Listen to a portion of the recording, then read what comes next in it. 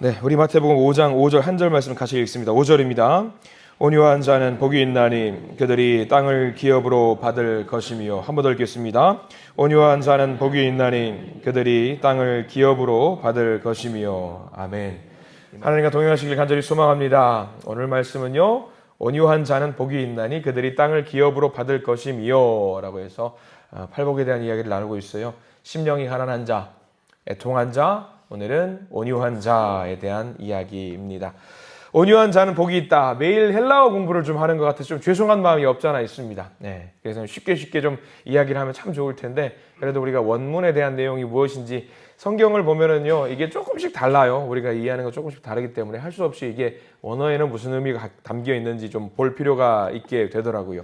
온유하다라는 말의 의미를 우리가 좀 알아야 될 것 같죠. 온유하다, 온유. 따뜻할 온자에 부드러울 유자, 그래서 온유입니다. 그래서 우리가 어떤 사람을 볼 때에 저 사람은 온유한 사람이야 라고 하면 어떤 의미입니까? 저 사람은 부드럽고 따뜻한 사람이라는 것을 의미한다라고 보면 됩니다. 여기 계신 분들도 다 온유한 분일 줄 믿습니다. 여러분 다 온유해 보입니다. 얼굴에서 온유가 잘잘잘잘 흐르는 것 같고요. 여러분들 뭐 다른 분 찾지 마시고 앞에 있는 사람이 온유한 사람이에요. 예, 반응이 별로 없으신 것 같아서. 저 사람은 부드러워. 저 사람이 있는 곳에 항상 분쟁이 없어. 저 사람이 있는 곳에서는 목소리가 커지는 것을 본 적이 없어. 죄송하게 제가 목소리가 좀 커서 좀 안타까운 분이 없지않아 있어요. 네. 그래서 우리가 주변에서 주변 사람들의 마음을 편안하게 만들어주는 사람을 온유한 사람이다라고 이야기를 합니다. 우리는 그래요. 우리는 그렇게 생각을 해요. 저 사람은 온유하다. 근데 원문을 보면은요, 오늘 나와 있는 온유한 자는 복이 있도다 할 때 온유하다라는 헬라어 원문을 보면은요, 조금 달라요. 우리가 알고 있는 그 온유라는 것과 의미가 달라요. 온유라는 단어는 헬라어로 프라우스라는 말을 쓰는데, 이게 잘 직역하면 무슨 말이냐면 잘 길들여졌다라는 말입니다. 조금 다르죠. 잘 길들여졌다, 비슷한 것 같으면서도 조금 달라요. 쉽게 생각하면 말 생각하시면 돼요. 야생마. 잘 길들여지지 않은 말을 야생마라고 하죠. 자기 멋대로 다닙니다. 자기가 멈추고 싶으면 멈추고요, 달리고 싶으면 달리고요. 그런 말을 사람들이 사용하기 위해서는 충분히 길들이는 과정, 훈련의 과정이 필요합니다. 주인이 명령을 내리면 달리는 거고요. 주인이 또 멈추라고 명령을 내리면 멈추는 거죠. 그게 성경이 말하는 온유입니다. 야생마가 길들여져 가지고 주인이 원하는 대로 움직이는 것을 온유라고 하는 거지요.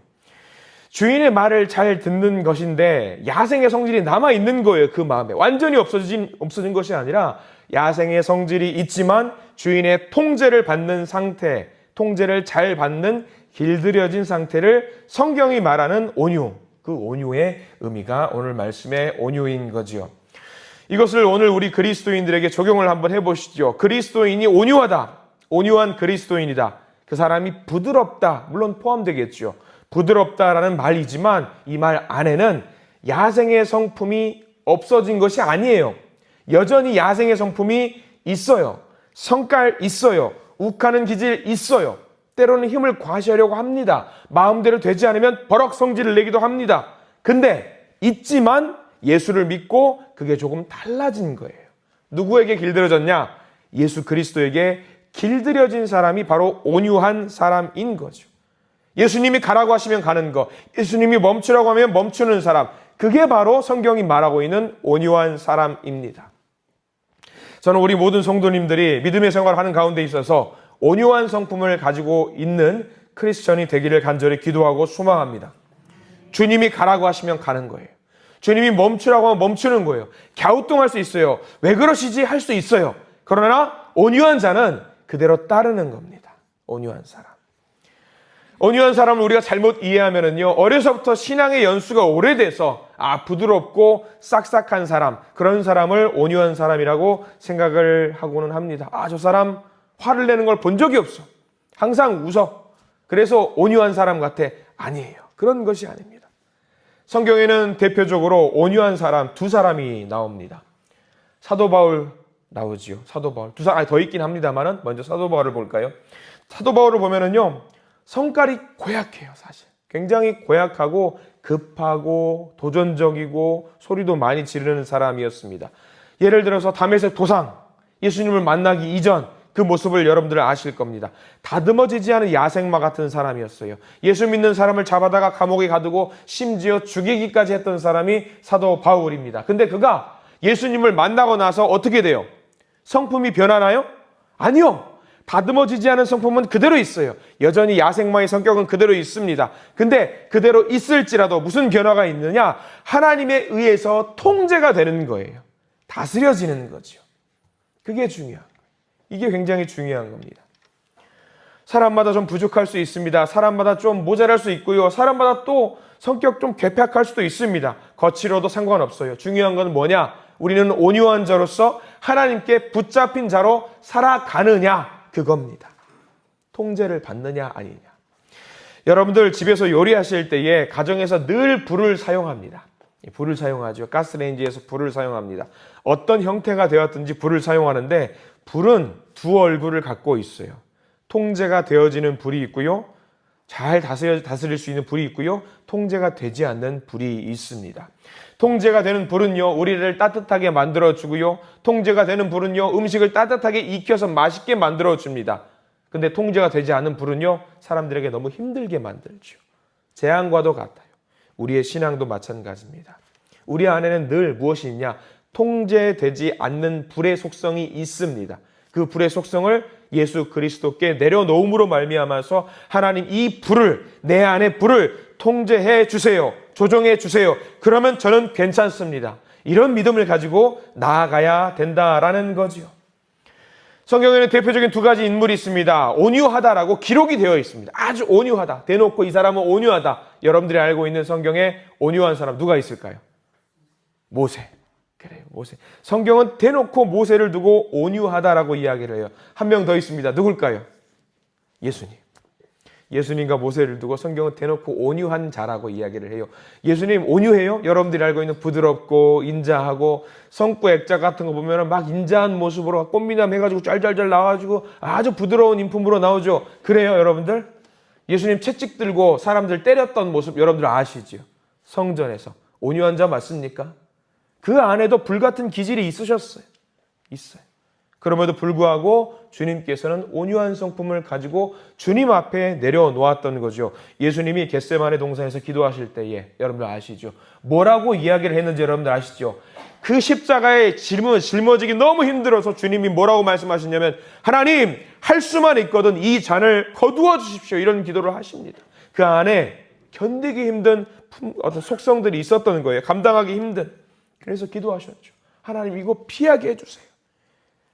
근데 하나님, 우리 예수님은 온유한 속성이 드러나셨던 것이 그 다음 기도에 나타납니다. 그 다음 뭐라고 기도합니까? 할 수만 있거든 이 잔을 돌려주세요 했지만 그 다음에 나의 원대로 마시옵고 아버지의 뜻대로 되기를 원합니다. 이게 뭐죠? 하나님의 통제를 받겠습니다. 하나님의 조종하심을 받겠습니다. 이게 온유입니다. 이게 온유. 그렇게 기도를 마무리하셔요. 모세는 어떻습니까? 모세는 그를 두고 온유한 자라고 이야기를 하고 있어요. 모세의 온유함을 잘 알 수 있는 성경 말씀이 민수기 12장 말씀에 있는데 이 사람 모세는 온유함이 지면의 모든 사람보다 더하더라. 그럼 우리는 생각하죠. 아, 모세가 부드러운 사람, 젠틀한 사람이었겠구나. 아니요. 그런 사람 아니었어요. 어떤 사건이 있었냐면 모세의 아내가 원래 여러분들이 알고 계시는 십보라라는 여인이 있습니다. 일찍 죽어요. 생각보다 모세보다 일찍 죽지요. 하나님의 부르심을 받아 일찍 죽어서 모세가 재혼을 하는데 어떤 여인이랑 결혼을 하느냐? 구스 여인이라고 성경에는 기록이 나와 있거든요. 구스 여인이라고 하시면은 여러분 성경 공부할 때도 몇 번 봤을 겁니다. 에티오피아예요. 에티오피아면은 어떤 여인이겠어요? 흑인 여인이랑 결혼을 한단 말이죠.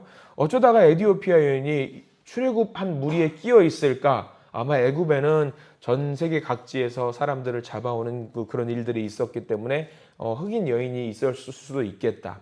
출애굽을 할 때 그 과정 가운데 하나님을 믿는 사람이었겠다. 그래서 같이 나온 사람, 그런 구스 여인과 결혼을 하는데 이 구스 여인과 결혼을 했다라고 해서 무슨 일이 발생되느냐? 그 누나였던 미리암과 형이었던 아론이 모세를 두고 탓합니다. 야! 모세가 구스 여자를 취하였으므로 그를 비방하니라는 성경 말씀이 나오거든요. 근데 그 말을 듣고 모세가 어때요? 화를 낼 수 있어요. 화를 낼 수 있습니다. 근데 모세는 화를 내지 않고 꾹 눌러 담아요. 영적인 지도자로 서 있었기 때문에 자기의 성격을 드러내지 않습니다. 조용히 잠잠하게 있고 가만히 있습니다. 왜 그렇게 하냐? 모세는 하나님께 모든 것을 맡깁니다. 하나님이 하실 것이라는 것을 믿고 모든 것을 맡기지요. 하나님이 모세를 벌하셨을까요? 아니요. 하나님이 모세를 인정해 주셨습니다. 하나님이 모세를 인정해 주시고 그대로 그거를 받아줍니다. 오히려 하나님이 미리암과 아론에게 벌을 주시지요. 역정을 내시지요. 모세가 온유하다라고 하는 이유가 거기 있어요. 자기가 화를 내지 않고 자기가 역정을 내지 않고 그 모든 것을 누구에게 올려드리느냐? 하나님께 올려드려요. 하나님께. 그게 온유한 거예요. 억울할 수도 있지만 화도 날 수 있지만 나도 성깔이 있어 하면서 소리를 지를 수도 있지만 그렇게 하지 않고 하나님께 올려드리는 그 모습, 그게 바로 온유함의 모습인 거지요. 모세도 억울했겠죠. 얼마나 억울했겠어요. 보십시오. 이스라엘 백성들을 끌고 나갈 때 누구는 배고프다고 하지, 누구는 물 달라고 하지, 누구는 피곤하다고 하지, 우리는 어디까지 가야 되나 하지. 많은 사람들이 모세를 향해서 화를 냅니다. 그 모습을 보면서 내가 너희들 따라오라고 그랬어. 너희들이 따라온 거 아니면서 화를 낼 수도 있었습니다. 억울해할 수도 있었어요.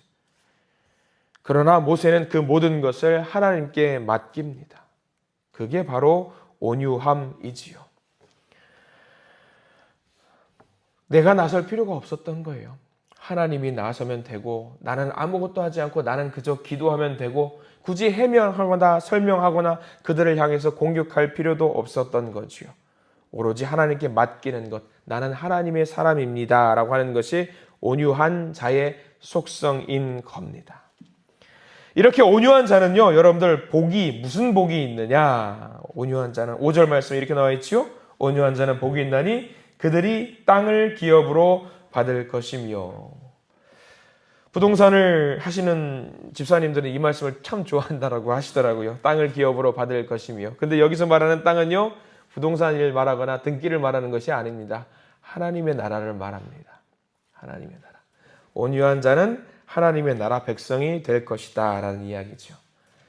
여러분들이 이야기 쉽게 한번 표현해 볼까요? 아브라함의 아들 이삭을 아실 겁니다. 이삭이 우물을 팠습니다. 블레셋 영토에서 우물을 팠어요. 그것을 보고 가만히 있지 못하겠다는 블레셋 사람들이 우물을 빼앗습니다. 그래요. 도망갑니다. 또 다른 곳에서 우물을 팝니다. 또 블레셋 사람들이 와서 괴롭히고 우물을 빼앗습니다. 도망갑니다. 그리고 또 다른 곳에서 우물을 팝니다. 우물을 파서 거기서 정착을 하게 되지요. 근데 우리는 성경 말씀을 보면서 이삭을 보면서 그런 생각을 하지요. 아, 땅을 파면 족족 우물이 나오는구나. 아니요. 지금 현대 과학으로도 한 10개 파면은 모든 과학 장비를 동원해서 우물을 판다고 했을 때 한 10개 파면 2개 내지 3개만 발견할 수 있는 것이 우물이라고 해요. 그때 당시 얼마나 힘들었겠어요. 그런데 이삭은 가는 족족 파는 족족 뭐가 있었다? 우물이 있었다라고 하는 거죠. 왜요? 하나님께 맡겼기 때문이죠. 블레셋 사람들이 공격해 왔을 때 나도 반격할 수 있었어요. 나도 공격할 수 있었어요. 이삭은 그때 이미 큰 무리였어요. 하나의 부족 국가였어요. 그러나 공격하지 않고 하나님께 모든 것을 맡겼지요. 그러면서 하나님 어떻게 할까요? 하나님 어떻게 할까요? 하나님 저를 조종해 주시고 하나님 저를 통제해 주세요.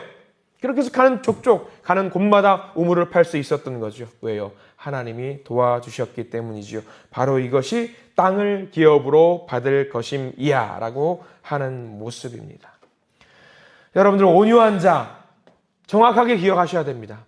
내가 좀 부드럽고 젠틀한 사람이 되어야지 그거 아니에요. 내가 온유한 자가 된다는 것은요. 하나님의 통제하에 있겠습니다라고 하는 고백입니다.